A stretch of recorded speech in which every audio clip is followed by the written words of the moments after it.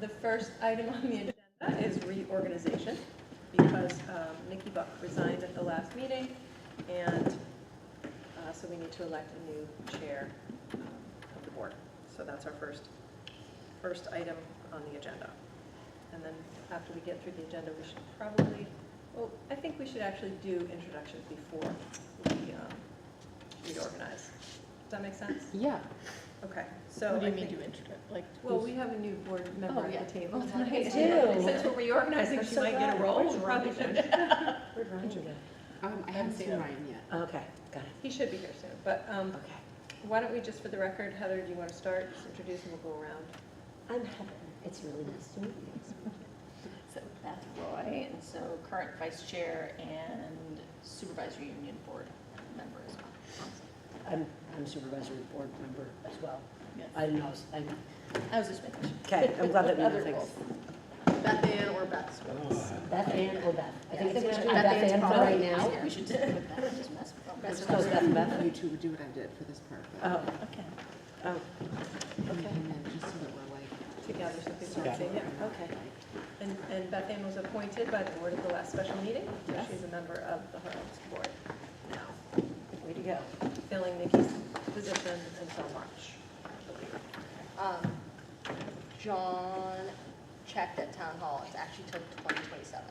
Great. Yes. We did not mean to trick you, but That was, yeah, he like gave me all the position papers, then he did double check. So, Okay. oh, you're really in it now. I guess so. Okay. Thank you for not running away. I know. good. Thank you. Yeah. We appreciate that a lot. Withholding your signature from that document. Michael Schaefer, the assistant principal. Frank Romeo, principal. I'm Hannah Ben Simone, and member. You already did me.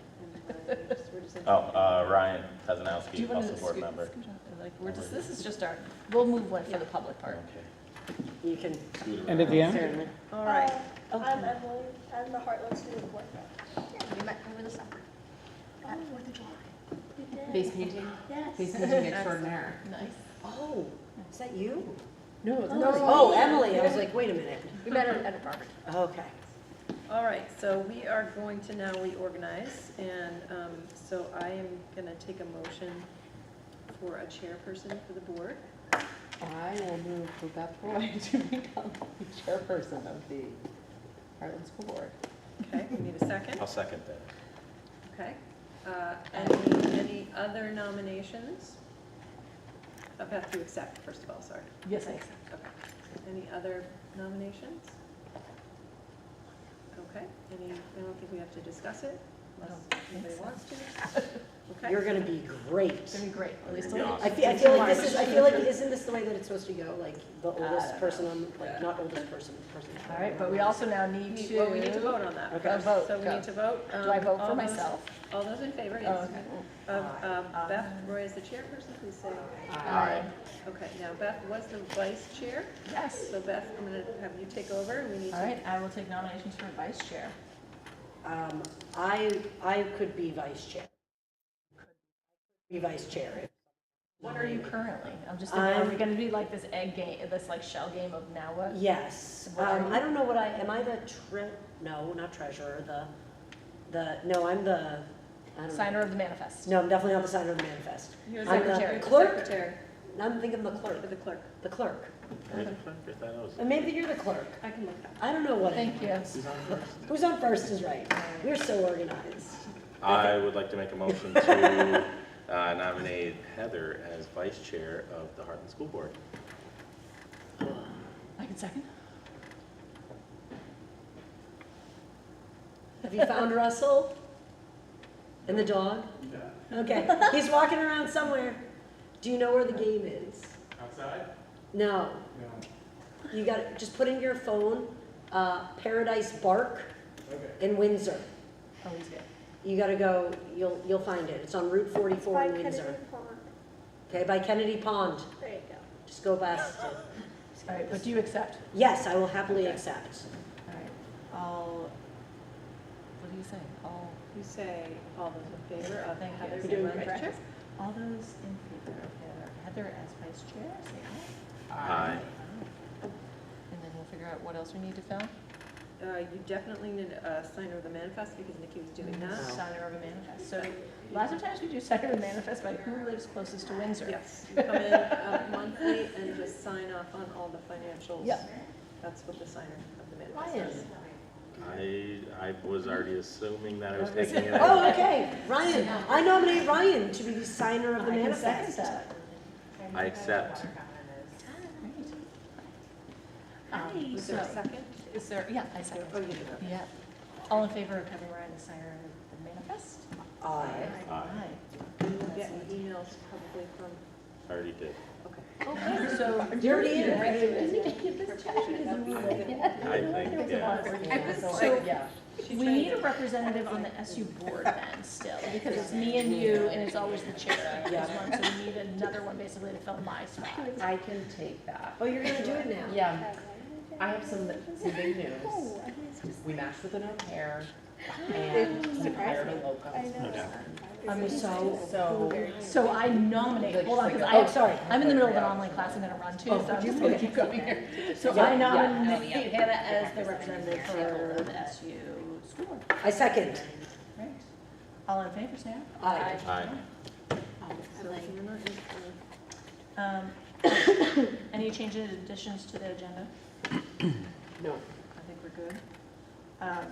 We don't need to move these around at the end, we'll go over any resignation and things like that. yes, we can do that We'll do it after. after. It's a great. And that doesn't, And we don't need it. You could do it now, Okay. if you wanted to adjust. Wait, the do we need to agenda. approve the minutes? from Hold on, September so changes and additions to agenda, so I'm gonna move the resignation up below approval of the minutes, because that's nothing, I don't think. We can do that before the public session. Yep. Before the public session, so approval of September 2nd minutes. I move to approve the September 2nd minutes. Second. All in favor? Aye. Aye. All right, September 29th, we have a special meeting, I was not there for it, so I and can't. so you will abstain. I- I move to approve those minutes of the special meeting on September 29th. Aye. Second. All in favor? Aye. Abstaining. Anyone abstain? Okay, great. And so we're gonna move up, down to item 5 real quick for discussion, followed by motions of need, resignation announcement. So Frank, do you want Do I? to share the resignation? Yes, so, we had a teacher, a PE teacher, resign. He gave his 2-week notice, and he just ended on Friday, so it would have come in sometime, September 20th, I believe. And that was, I don't have to give a reason, right? Personal reasons. Personal reasons, that's it, and so we accepted it, and passed it along to VSU. Okay. So do we have to accept his resignation? Yeah. So we so move to, I'm forgetting the gentleman's name. Oh my God, Matt Tissot, yeah. Mr. Matt- T. Mr. T. Mr. T is what I I'm call just him. gonna accept Mr. T's Matt. resignation. I'll second. All in favor? Aye. Excellent. All right, so we're gonna be moving to public session in 3 minutes. Okay, so, just so you, Ryan, you are the clerk currently, so Yes. you're still the So you're clerk. gonna be the clerk and the signer of the manifest? Hannah and Heather are members, Beth Ann's a member, so I think that's the only other assignment. All right, and I will. Yes, we did.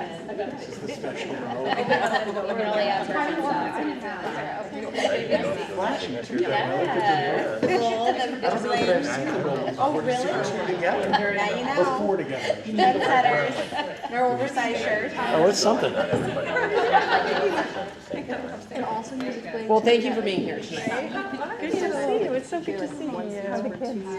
They're good, everybody's good. Dave's applying to college. Anytime you have to go out and walk. That's great. Yeah. Great. So thank you, so here, it's good to see you.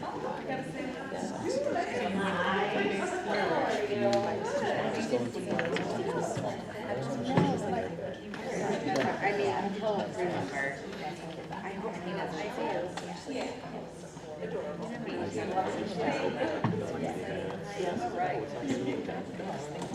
And then my brother's college meeting started at 5:45.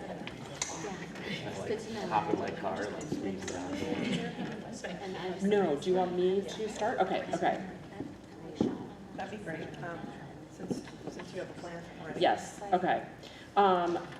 So welcome to everyone who is here tonight, both in person and virtually, and doors still open, so some people may continue to join us.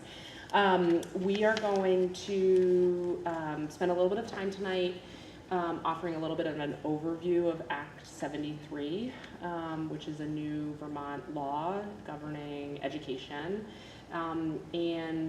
We hope that will be relatively brief, and then we're really here because we want to hear from you all.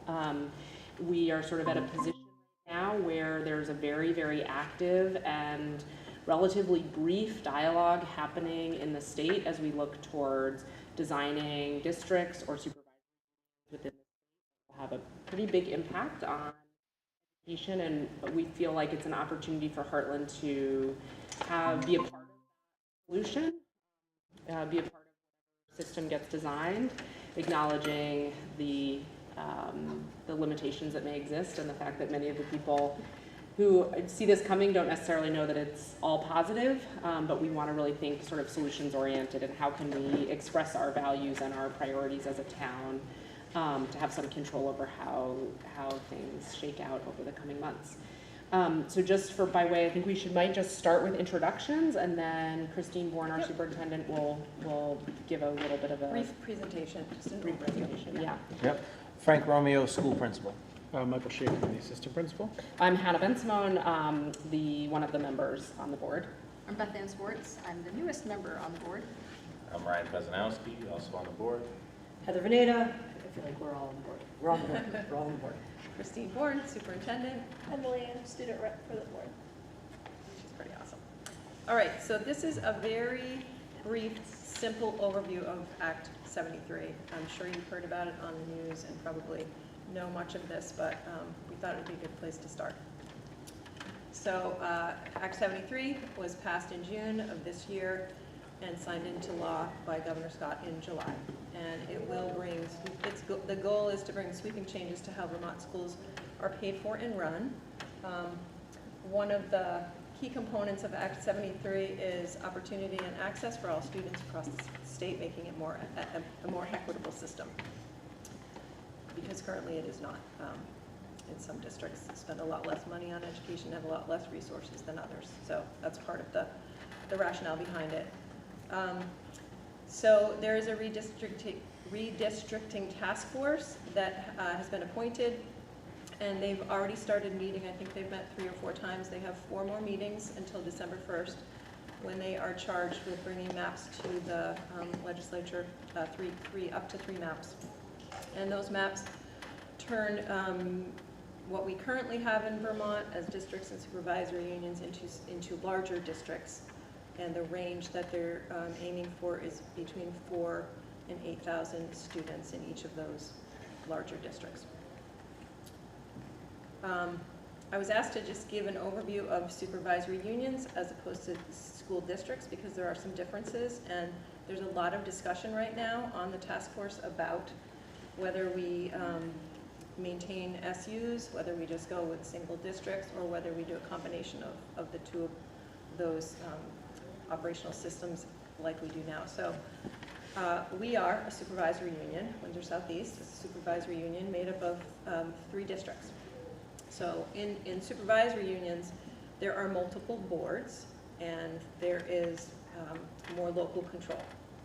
In single school districts, there's 1 board. So Springfield School District is a school district, 1 board.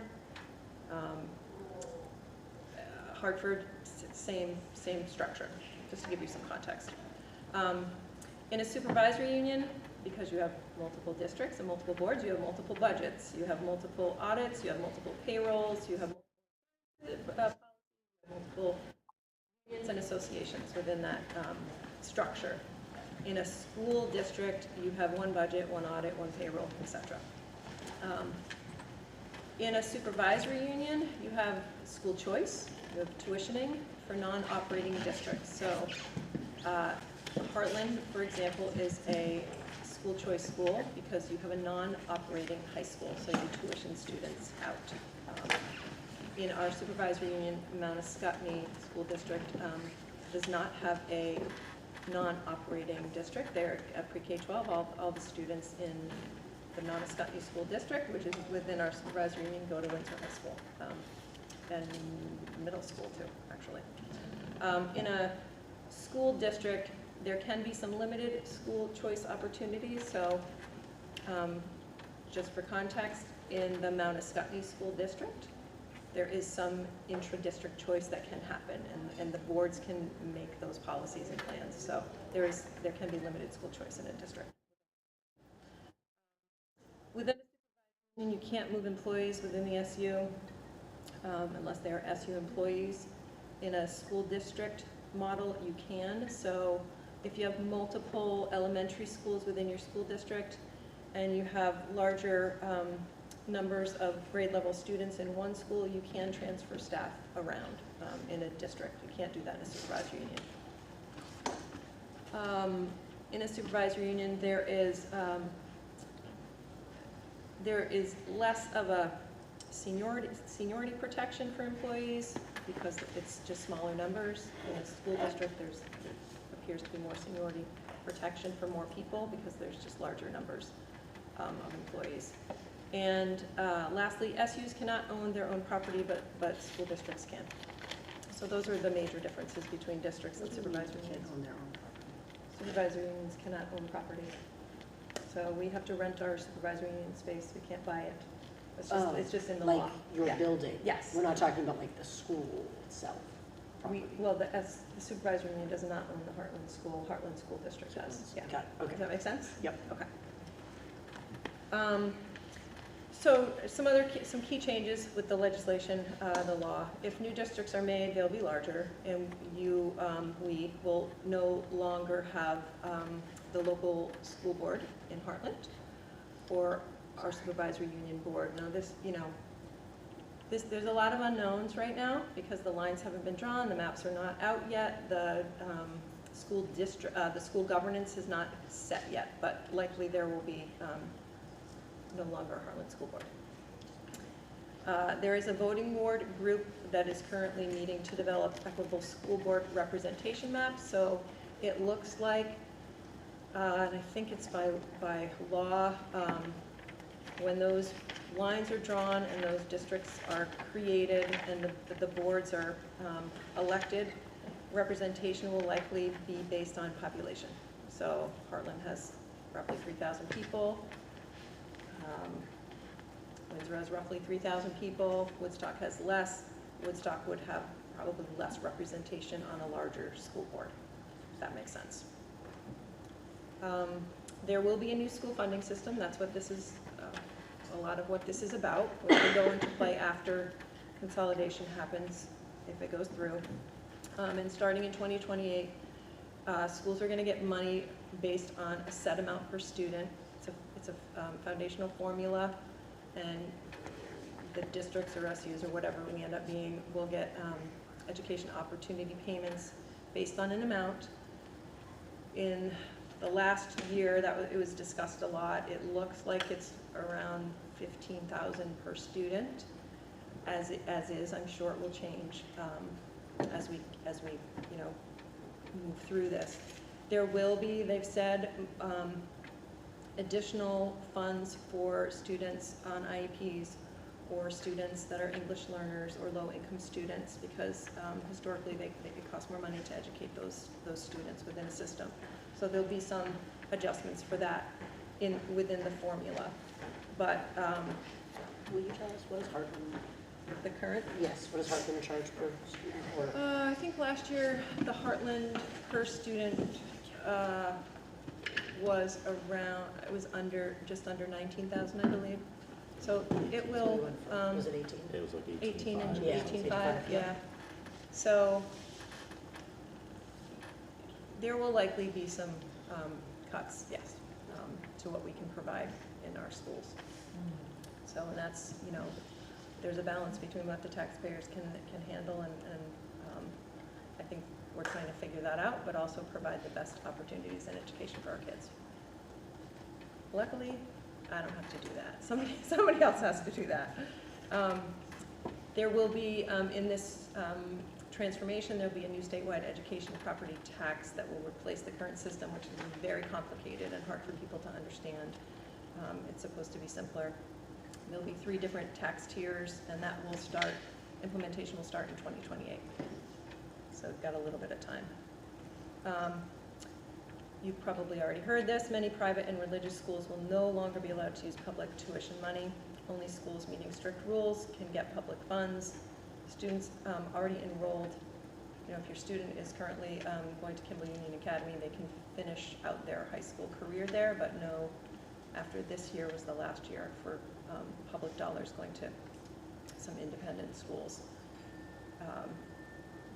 So that's part of the legislation. There are class size minimums as part of this law that are going into effect next year. So as we are working through the budgeting process currently, we are working all the numbers to see if we meet the requirements of class size minimums. And those class sizes are, there's no requirement for kindergarten. First grade is 10, which is roughly what we have. Second through 5th grade is 12. Middle school, so 6 through 8, is the class size minimum of 15. And at the high school level, in the core content classes, which are the graduation requirement classes, there needs to be 18 students in each of those classes. So that goes into effect starting next year. There are many unknowns. Hartland could see new district lines, new tax rules, fewer options for high school. We don't know, so I can't really speak to a lot of that, but would love to get your input tonight on what your thinking is. This is just the timeline. It's small, so maps by, I can't even see it on my own computer. December 25th. Maps by December 1st are due. The redistricting task force must deliver those. It's an enormous task. The timeline is unrealistic, and they continue to ask for the data they need from the agency and are not being provided with all the data they need to make the decisions they need to make. So that's just one of the considerations or concerns.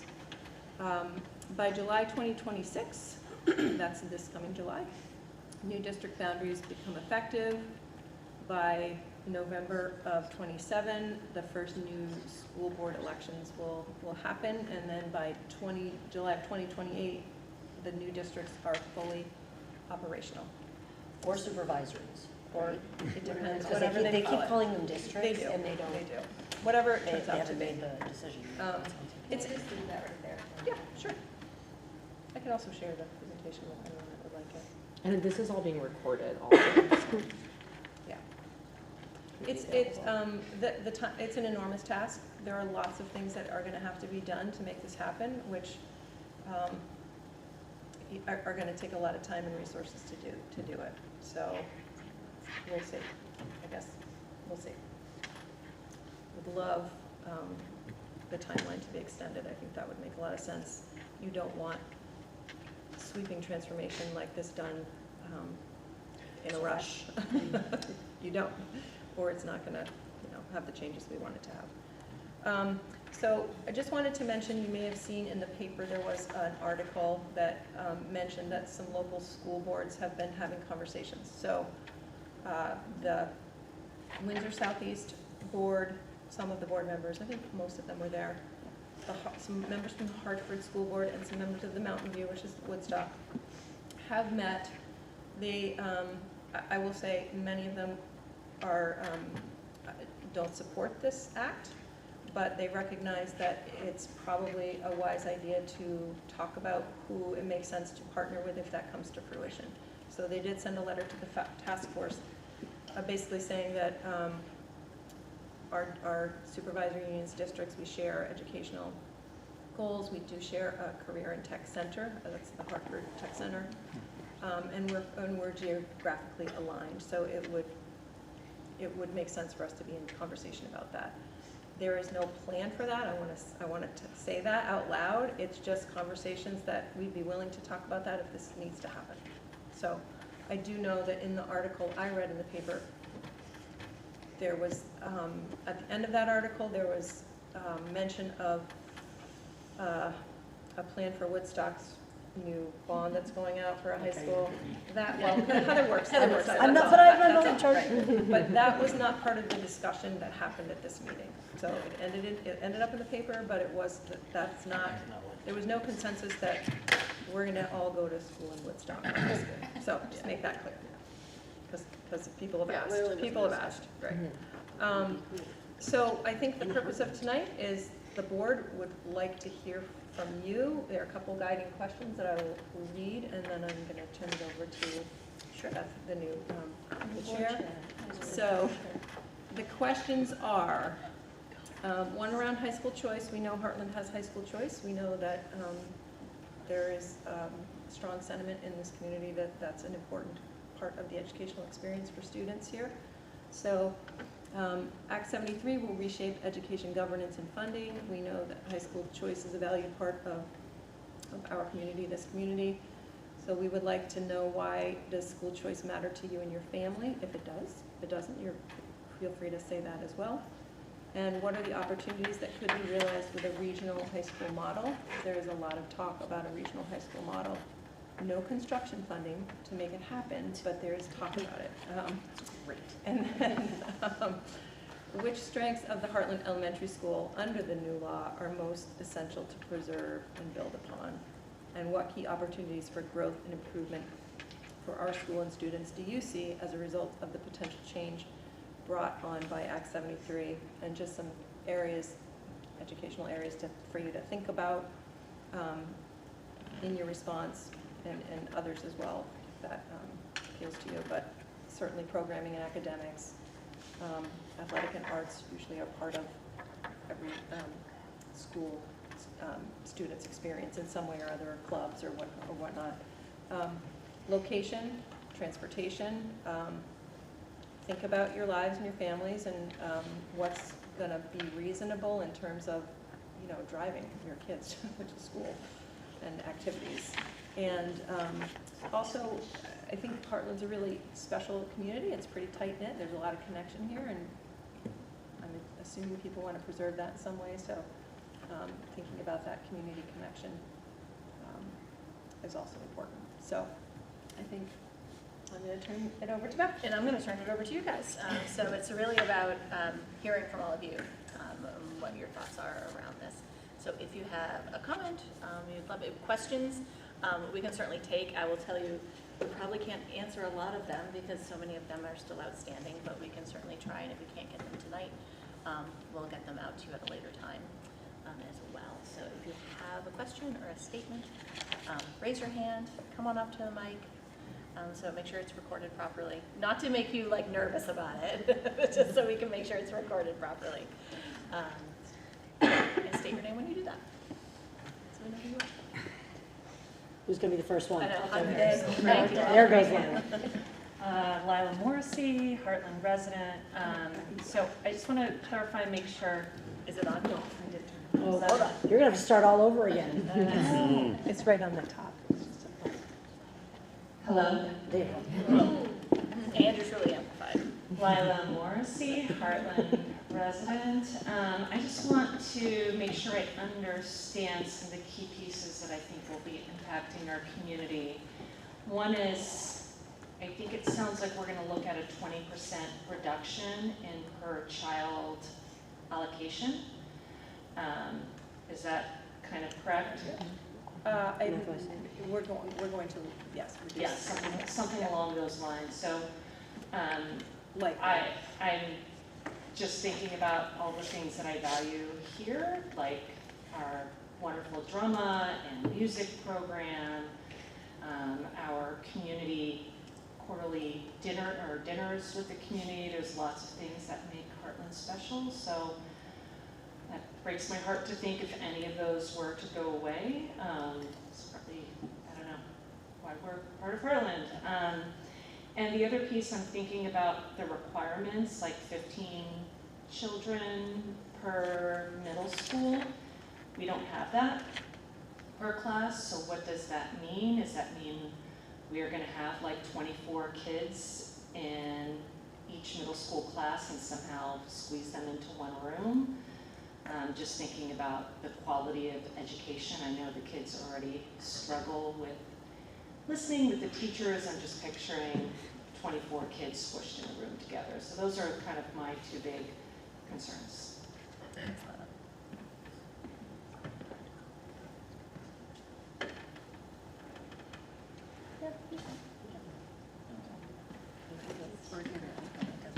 Hi, I'm Amy Zamadio. I'm a Hartland resident. I also teach in Hartford. The high school choice is definitely something, the reason that we moved to Hartland, so that's kind of a thing. In that seeing our children having different needs for high school and knowing that that would allow that option. There just aren't many options in Vermont, so it was important for us for that reason, just knowing that they had different needs. So I think that's part of it. And I think for those of us who have children who are in middle school or kind of older, who are getting close to that, this is causing a lot of anxiety, not knowing like what are our options in the near future and like what should we be thinking about and what big life family decisions should we make and that type of thing. So I think just keep that in mind. Is there any timeline around when something like choice would either be granted or taken away? Like there's no timeline around that? Probably before 28. Well, I think the goal is that we're going to know this year, and if it falls apart, if they can't agree on a map, then all of it goes away on the formula. So I think they're pretty bound and determined to figure it out this session. I think even if that does get decided that school choices could be limited in some way, I think potentially having an idea of like if a student has a graduation date of a certain date, then that student will have these options. You know what I mean? Like knowing kind of who's grandfathered in, who's not, like all of those types of things would be helpful.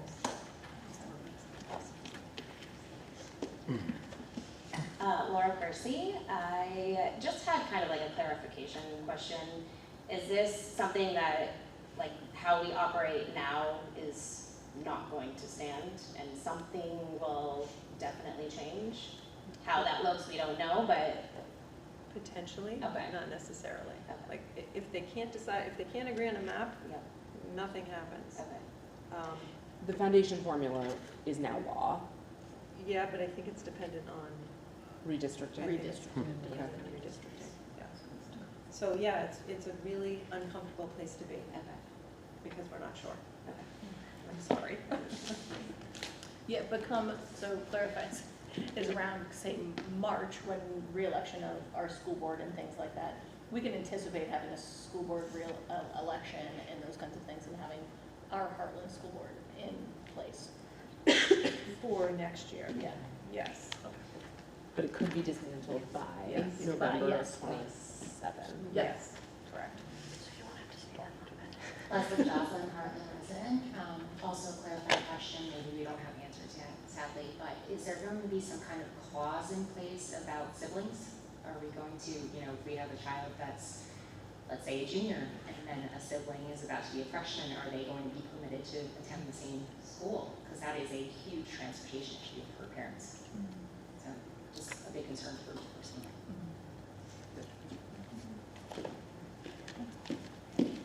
But I don't think so, right? There is not currently a family grandfathering clause in the... So we can potentially have kids separate. That's very direction. It's awful.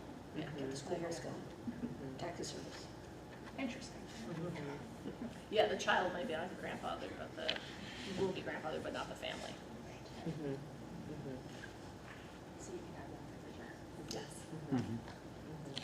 That's not I affecting imagine. emotional well-being. I would imagine that's going to come up. I would think. Yeah. There's a lot of, Especially for larger rural districts that are have to travel a lot. Yeah.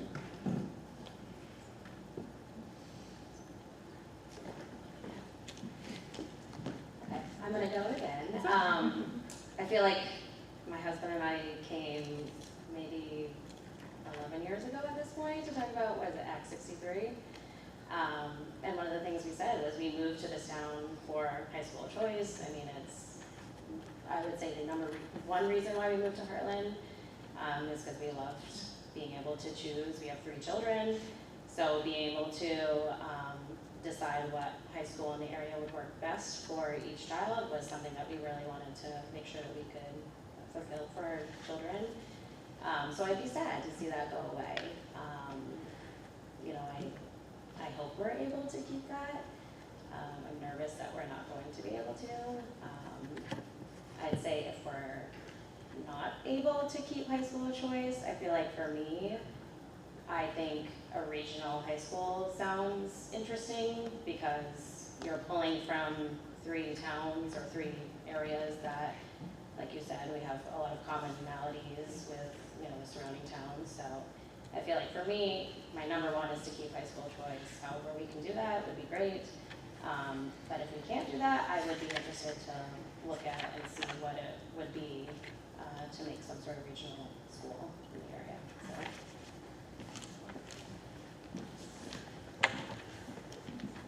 Hi, my name is Julie Hamlin, Hartland resident, and I echo Lila's sentiments from earlier on about the major concerns and curriculars that are offered locally here in Hartland, class sizes, academic resources, and just the fulfillment that we all have in why many of us choose a small town life.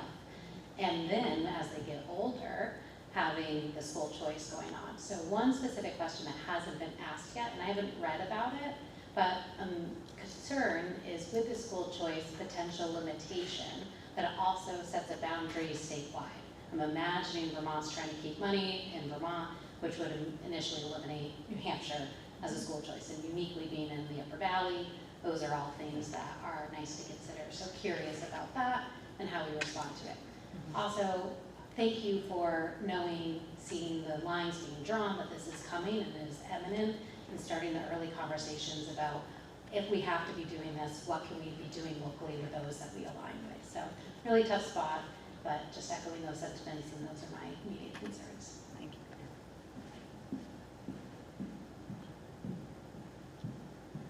Just to answer that, Julie, I don't think anyone knows. And obviously the New Hampshire school right now that people have access to is Hanover. And so I think that, you know, Well, it's, like Orford and right, so anyone, can we get anyone to Lebanon? Even though it's not an interstate district? Okay. Okay. Because KUA will definitely be out because it's a private. But I think nobody knows right now exactly. But yes, there's definitely a motivation to keep the money in the state. And it's unclear, you know, one of the things that's going to change, and this actually gets back, Lila, to your question about sort of like the % reduction in cost. One thing that Hartland will benefit from is that this is going to lower the high school tuition. Like, we spend a lot of money on high school tuition to all the high schools that we send to, and that's because we're not empowered to negotiate those costs. So when Woodstock High School worries about losing their arts and extracurriculars, Dude, you just stole my thunder. they increase the tuition for sending schools, right? And we bear the brunt of that. So one thing that will help is that it's not like it's going to necessarily be a 20% reduction at the elementary level, because some of that will be offset by, you know, we're spending above $20,000 per high school student in the town. And so that will be, you know, a little bit helpful. But one, you know, I think the idea is that one of the cost containment strategies is to minimize schools that can set a tuition price. So I'm just gonna piggyback on that. School choice is super expensive. It's super expensive. And being from a district that, like Hannah just said, was at one board meeting one day when they raised it $2,000, and then the next day I'm at this board meeting having to cut teachers because of what other districts are doing. Like, it's killing this town. And so, like, I like school choice, I do, but it's not affordable anymore. It's not affordable because there's no cap. The state refuses to put a cap on it, so instead of putting a cap on it, they're just gonna get rid of it. Or at least that's what I feel like is going to happen in my opinion. And the idea of a regional high school is like a brilliant one. Like, we've got 3 great districts that can come together and really make something amazing. And one thing I know the state's trying to do, which I really appreciated, is like make sure that every district has a technical center. And we already have Hartford, which is fabulous. And like, so that doesn't mean, so that means that if we have a regional high school, we could do a regional high school and still have Hartford. It's not like that's gonna go away. So all students who go to Woodstock right now or Windsor who are part of the Hartland, the Hartford program, they miss half a day of school from their sending town and they go to Hartford. And like, what a wonderful world it would be if they were there the full time. Because the sense of belonging is really hard when you're in two different schools and things like that. So I see this idea of like a regional high school, like as much as I don't love it, and I would love to, again, keep our school choice, if we have to do something, it would be great. And between all three of these districts, Hartland's in the middle. We should build it right here in Hartland. Then you guys don't have to worry about schlepping any kids anywhere. It's gonna be right here. So maybe just, and you know, I very much feel Heather's sentiment about the potential beauty of a regional high school. I think it is probably important to just reiterate something that Christine said, which is that right now the idea of a regional high school is very far and very, very many millions of dollars in the future. And so I think it's important to note that combining these districts would not magically appear the regional high school of our dreams, right? So what it would mean is that actually we would more likely have access then to the current existing high schools which exist in this as yet undefined new SU or district. So would they be the choice until this regional school is developed? One would hope, but I think a really important slide that I want to just make sure we go back to is this idea of a district versus an SU. So I think it's important to note that we don't know what they will say to a town without a high school who is in a district with multiple high schools. Will all of the kids in that what's the term that's used for us? Non-operational. Non-operational. Will they tell all the kids in the non-operational town, you can pick between these three, or will they say to the kids in the non-operational town, here we're gonna draw a Mercedes-Benz sign, and this third goes here, and this third goes here, and this third goes here. And so I think one thing for us to potentially discuss is one of the hopes for Hartland to retain our district status as opposed to becoming a larger district. You know, do we want to advocate for the right to do that within an SU? They're going to decide. We're not voting members on this committee, but it's something we could advocate for that would retain some degree of local control and ability to make those decisions. The argument against that is that it is theoretically more expensive because you're having to contain your own administrative work within the district, but nobody's yet produced data that consolidation saves money. So there are state examples of this. Maine did it and did a pretty big study, and they didn't save any money by consolidating. So, and when we think about cost, yes, tuitioning kids to other high schools has cost money.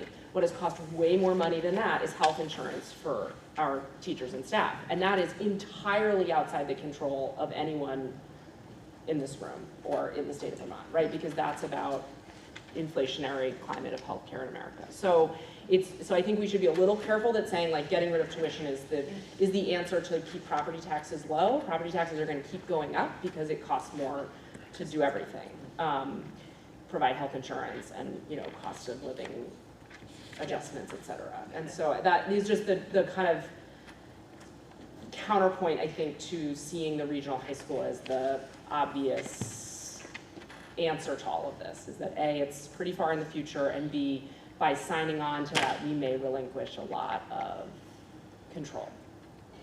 And this will not save money. This plan will not save money. I don't want anybody to think that it will. But it's very clear that it won't. And I think it came up because taxes increased considerably after, there were some reasons for that, but mostly the COVID money ran out, and we had hired additional staff, and we needed them. But surplus right? Yes. But I mean, there are people that created this bill that, under the guise that we have to save money, that we have to come out publicly and said this is not going to save money. So just to be clear on that. And so, then the question is, then why are we doing this? Right. I'm like, exactly why? Right. Yeah. Well, they come back to the opportunities and resources for kids making that more equitable across the state. So there are districts, Hartland spends 18.5 on a student, Slate Valley spends under 10. So there are inequities across the state, and I think that's part of the rationale behind the legislation. Yeah. But there are other ways to do that besides consolidating, so. Anna Brooks, first grade teacher at Hartland, and I'm thinking about our near future in class sizes. What will that look like moving forward if we don't meet the requirements? It will look like larger class sizes, likely. I think. What if they say What's the maximum? What if they say we're combined grades? You can only combine 2 grade levels. And I have a question out. Does kindergarten count in that since it's not part of the minimum? Can you do a K1 too? I don't think so. Okay. I think it's just 2 grade levels. I have a question out to Superintendent's Association, because we do have schools that have multi-age classrooms, so they cross those bands. So you may have a 1-2, and in 1 it's 10, and 2 it's 12, so do you have to have 11? So there are a lot of unanswered questions, but as it looks right now, I think Hartland's going to be okay next year in terms of meeting that minimum. Is there a maximum? Under EQS, I think there's a maximum. Okay, so there's a maximum. EQS is education quality standards. Yes. So there's a maximum, but they're setting a minimum now. They're setting a Yes. minimum. Okay. And the minimum is also averaged over 3 years. So it's not like, oh, we didn't have enough kindergartners this year, we have to make a sudden change. It will be averaged over 3 years, and then the education department has the right to come in and make adjustments that they see. So it's a... And there is a waiver process that you can yeah. But good question. Hi. Hi, Sarah. I'm Sarah Taylor, and I'm a Hartland resident and former school board member. And along with my friend Laura here, I also sat on the Act 46 committee. So just about 10 years ago, I know some of you in the room remember those days, but for those of you who don't, just about a little more than 10 years ago, actually, we were charged with what was supposed to be a very large-scale consolidation in Vermont, very similar to what you're seeing here. It didn't go quite as far as Act 73 does. But was it 2 or 3 years? It felt like 17. 17, but I think it was 3 years from the beginning of the process until our final report. We spent many, many hours and honestly a lot of Vermont taxpayer money looking at the possibility of consolidating just within the SU at that point. So they were only asking people to look within existing SUs. And many times during that process, we said we wish we could look bigger. We wish we could look at a regional option. We wish we could talk to Woodstock and Hartford and Norwich and see if we could put something together, because this small scale consolidation that we were looking at had, there would have been a lot of upheaval, and there just wasn't a big upside because there wasn't a lot of money to be saved. And so I want to commend the board for being open to having those conversations. I think it's really, really important to sort of see what those possibilities are and look at what we can do if we collaborate. One question I had was how many, what would be the student population among those 3 districts, SU? It's roughly 3,800, so pretty close. So pretty close to that number, so that's interesting. Yeah. So, one of the things that I've actually been sort of following in an extremely nerdy way, I think because I spent so many hours looking at Act 46, I've been sort of following this process, and I'm embarrassed to say that while I fold laundry, I sometimes watch the redistricting task force meetings. My family thinks I'm crazy. But it's really interesting. So if you haven't done that, if you haven't watched any of those meetings, you should absolutely do it. They're right, you just Google redistricting task force and state of Vermont, and you'll find them, and it's really interesting to get a sense of what people are thinking. We have 2 local members on that task force. Rebecca Holcomb, who is a state representative and former Secretary of Education, who lives in Norwich, has a lot of experience with the Hanover Norwich schools, and Jay Badams, the former superintendent of the Hanover Norwich schools, who lives in Stratford. And so those 2 people would be fantastic people to share your thoughts with, because our wonderful board here is working hard to understand and to come up with their response, but they don't really have any control or power over this situation at all. This has been put on them. And those members of the redistricting task force are the people to contact to say, this is something that's important to me, this is something that, I'm interested in. And I don't want to go on too long, but one of the things that I've sort of learned watching these meetings is that there are a lot of towns who have approached the task force to say that they see a supervisory union as being the most, sort of the most efficient way to continue to deliver education. And so that is something, even with the conversations happening regionally, you can make that known to the task force, and that may be worth it. And then the final thing I'll say, and I'll stop talking, is, and Laura and I think both would be happy to answer any sort of historical questions about what we learned during the Act 46 process.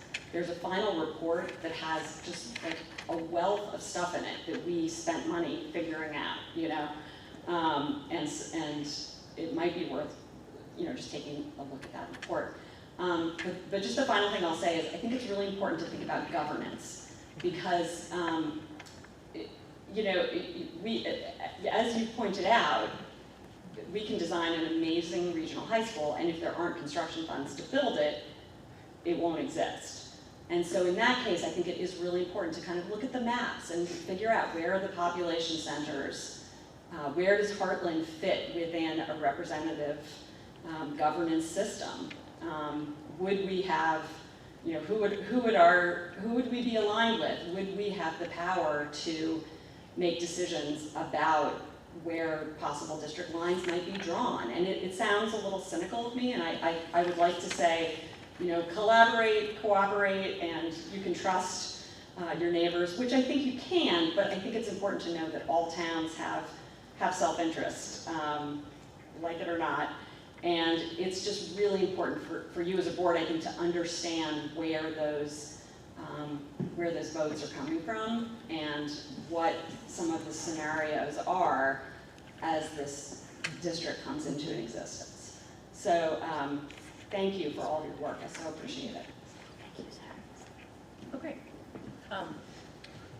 I was just made aware that there is a public hearing of the redistricting committee up in Bradford on Friday from 4:30 to 6:30. And there is an option to join virtually as well. And there are 3 more sessions following in different parts of the state. I had Lori send an email to all the, should be in your email, this information, but happy to send it again if people need it. Yeah, there's 4 dates, so you can join virtually to all of them.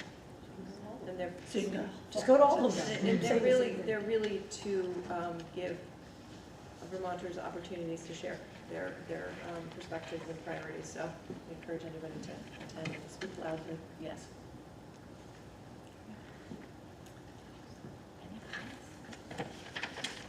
Can you share when the timeline would be for when school choice would be impacted? Because I'm trying to think, I have a 7th grader, and I'm just wondering, is that something that... No, because it might not be. We don't know. We don't know. That's what stinks. Yeah. Okay. Yeah. As soon as we know, we will. Could it, Sure. could it be impacted as early as next year? No. No. it Not won't be until impacted next year. 2028? Likely, let me go back to the timeline. So I was going to say our current 8th graders we can safely say would have choice. Yes. Current 8th graders. Next year. But current 7th graders, it's a question mark. Yeah, The first new school board elections are November of 2027, so the lines will be drawn by then. That board, I think, will have some control over some things, especially if there's, if it ends up being Hartford, Windsor, Woodstock, there will be a governing board over that district or supervisory union, and I think they would have some say whether or not they would grant choice within those high schools. But that's not till November of 2027, so then that would mean our current seventh graders would still be beyond that. Because they're gonna be, next year will be November 2026. So when that comes, 27, they'll be ninth grade though. But 26, 27. But the new districts would theoretically, if this all goes through, would take effect in July. So as the seventh graders begin their eighth grade year, a district would theoretically be in place. And that would govern where they went to high school in whatever new system might potentially exist. Okay, would And be it is July of 2026. next summer, right? Okay. So as they start their eighth grade year, these new lines. Yeah, but there's got to be, I mean, I think like rationally about this, there's got to be a transition period with this board to a new board and a transition to. It's not like all of a sudden we walk away. Teacher contracts and all sorts of contracts, leases. I love that. I mean, there is a lot of work that has to be done. So. But fortunately, all that work is free, so that's part of the cost savings, right? It'll be done by. Be done by the little elves who work at night and do this. And so that would probably mean we lose access to at least 3 of the schools, right? Hanover, Sharon, and Putney. Well, anything. Maybe, or maybe. You've already lost access to. You've already lost access to Putney because that's a private school. Putney's done. Sharon's done. No, Sharon so far will continue because they meet state guidelines and because they have a sufficient number of low-income students. Okay, so correct. And then Hanover, because it's in New Hampshire, is likely done. Not necessarily, because Norwich. Because it's an interstate school district. Right, so there's a sense that what's good for Norwich should be good for everyone else. But we don't. I've heard people on the task force say that, but I don't know. I don't know if you've heard the same. I mean, I think I have heard the same. I mean, I think that Norwich. What one person said to me is, if you think people in Hartland are worried, you can't even imagine the worry in Norwich. Because the foundation formula has a much bigger impact on them because they have no control over the tuition in Hanover. And so a huge amount of the funding just flies out the door. And so they have, so I think there's a possibility that they are willing to argue a case that then can be used as precedent. But I think I think it would be helpful. I mean, our plan is to use some of what we've heard tonight to send a letter to the committee sort of on behalf of the board, but really ideally representing the people that we've heard from either tonight or after this meeting if people reach out. It seems to me that, many people express a real desire to maintain the educational programming at Hartland. Extracurricular activities, specials, that feels important. I hear, a lot of people expressing a desire to retain some ability for choice, which seems driven out of a desire to have a chance to get to know your kid and see what might work well for them in an area where there's not a lot of, we're oftentimes tethered to one school. There's not private school options. There's not a lot of other options. Having that opportunity. I've heard people talk about the sort of logistical pieces of this, the importance of having a school that works within our busy lives as, working parents, how to get everybody where they need to go. That piece, just not wanting to expose our kids to the burden of being at a school that is an hour away and 2 hours away from where their sibling is. Are there other, and then governance, which you sort of mentioned actually in a different way, but I think I'll maybe just capture that word to say that idea of sort of having some say over how it goes, I think is something that Hartland, like almost everyone in Vermont really clings to quite fiercely that idea of being able to have some control locally, and some representation. Yeah, Julie? One thing that I've heard come up in conversation, just listening as people are introducing themselves, that chose to move to Hartland. Yep. Because of the school, what we have to offer, the community and Yep. school choice. Yep. So my follow-up observation to that is, what is this going to have an impact on the economic vitalization of the state of Vermont, making it appealing for people to relocate to the area and the downstream impact of that? All these families chose to move here because of how we have it structured today. Would they make that same choice if we put together all of what this Act 73 is trying to accomplish? Or would it make it less appealing, and they stay in New Hampshire, and we don't get those families in Vermont at all?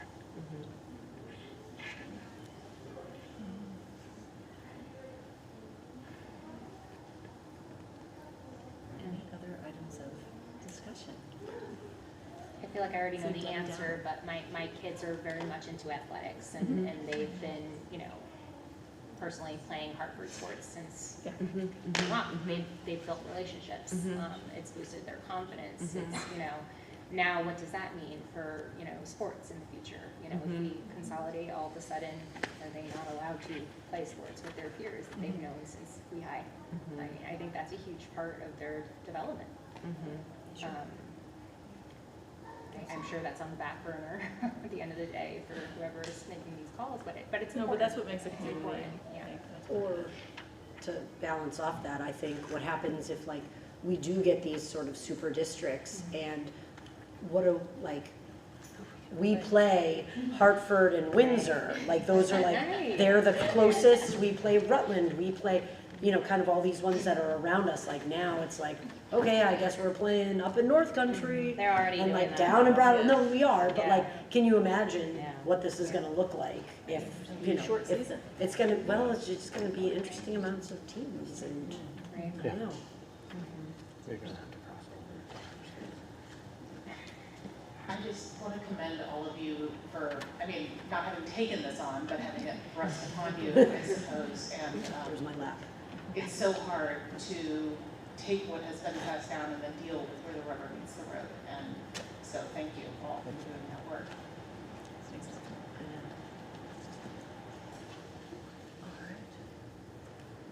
I think we will call this meeting.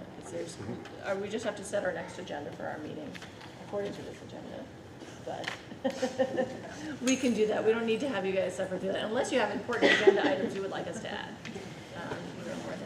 And I think all of our email addresses are available, so if, as you sort of continue thinking about this, if you want to send any feedback, we genuinely want to have it to integrate into a bit of feedback from Hartland.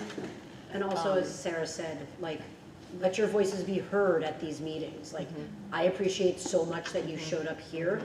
Unfortunately, we can't do much, but you can do more by showing up at these other meetings. There's 4 of them, you can show up at all 4. And like, keep saying the same thing, because like, maybe someone will hear you. I hope. Also your representatives and senators, Yeah. because the task force will have to come up with these 3 maps. But then the legislature is gonna have to vote on them. And so it's really important that, especially once the maps come in, once we can see what they actually are, and what effect they would have, that it's really important to be in touch with Elizabeth and John and Allison and Becca and Joe. And those are your 5 people, and let them know how you feel, because they will actually have the ability to approve or not approve these maps. Yes. Local control. And maybe just one final thing, just because I have really spent like a lot of time thinking and reading and ruminating and worrying, and so maybe just, I hope it's not overly Pollyanna, but just as like a final parting thought that does sort of make me feel a little calmer about this is going to shake out somehow that none of us can predict.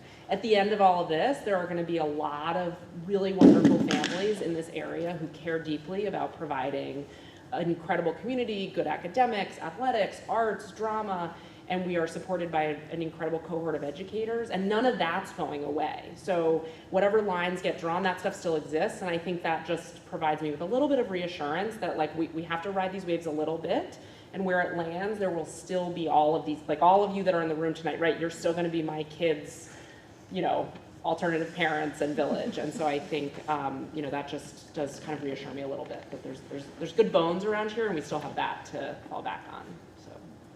Again, at the risk of being overly Pollyanna. That was totally Pollyanna, but I loved it. I know. That's like Thank you, a little Anna. tear going. Nice work. And thank you all so much for Thank coming you. tonight. Thank you for coming. Yes, thank you. You should come to all of our board meetings. Yeah, there's We have one every month. Come visit us. Cookies. I know. Yeah, where are the cookies? No, I gotta make. You finally had people here and you missed your chance. Thank you guys. Thank you. Preliminary budget discussion.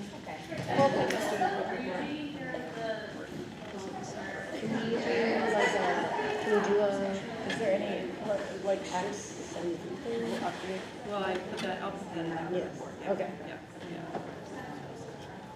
And the budget would just be like, you know, priorities. You know, it's gonna be a sad, sad Not much to day. present. It's gonna be a sad day when if all of this shakes out, I will no longer be I allowed to be on will, the board. I would like to adjourn this meeting. Okay, you gotta set the, did you I set the would agenda? just set the already? agenda, so Okay. I need some Okay. adjournment. I propose, do you wanna say what the? I move to adjourn the meeting. Motion. Second. Second, go. All those in favor? Aye. Weren't we gonna talk about I need that some help here. I need at least a Woodstock second. letter or something about the? We did, did you, no, yeah, we did. Did They we? sent a letter. I mean, it was from like, it was not really their